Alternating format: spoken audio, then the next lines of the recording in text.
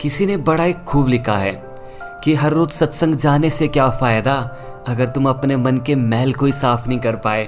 तो हेलो दोस्तों, क्या हालचाल सबके, सब ठीक ना। तो मेरा नाम है ललित और मैं आप सभी के लिए फिर से लेकर आया हूँ एक और नई कहानी। काफ़ी समय पहले की बात है। एक बार एक बहुत ही ज़्यादा अमीर सेठ था। वहाँ सेठ हर रोज सत्संग जाया करता था। उस सेठ ने अपने घर पिंजरे में एक तोता पाला हुआ था। एक दिन तोते ने अपने सेठ से पूछा, आप हर रोज कहाँ जाते हो? फिर सेठ बोला, मैं हर रोज सत्संग में ज्ञान सुनने जाता हूँ। फिर तोता कहता है, सेठ जी आप संत महात्मा से एक बात पूछना कि मैं आजाद कब हो पाऊंगा। फिर उस सेठ ने ऐसा ही किया। सत्संग खत्म होने के बाद उसने संत महाराज से पूछा, महाराज हमारे घर में एक तोता है, उसने आपसे सवाल पूछा है कि मैं आजाद कब हो पाऊंगा। उस सेठ का ऐसा सवाल सुनते ही संत महाराज बेहोश होकर गिर जाते हैं। उस संत की ऐसी हालत देखकर वहाँ सेठ चुपचाप वहाँ से निकल जाता है।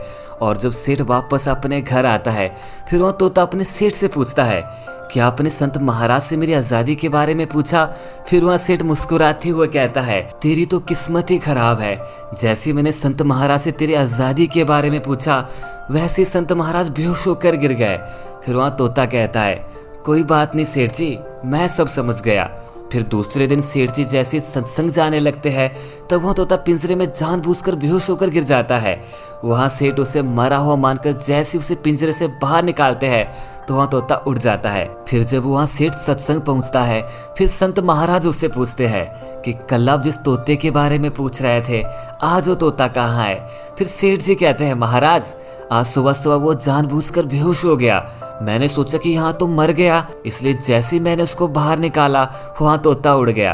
फिर संत महाराज ने सेठ से कहा, देखो तुम इतने समय से सत्संग सुनकर भी आज तक सांसारिक मोह माया के पिंजरे में फंसे हो और उस तोते को देखो बिना सत्संग में आए मेरा एक इशारा समझकर आजाद हो गया।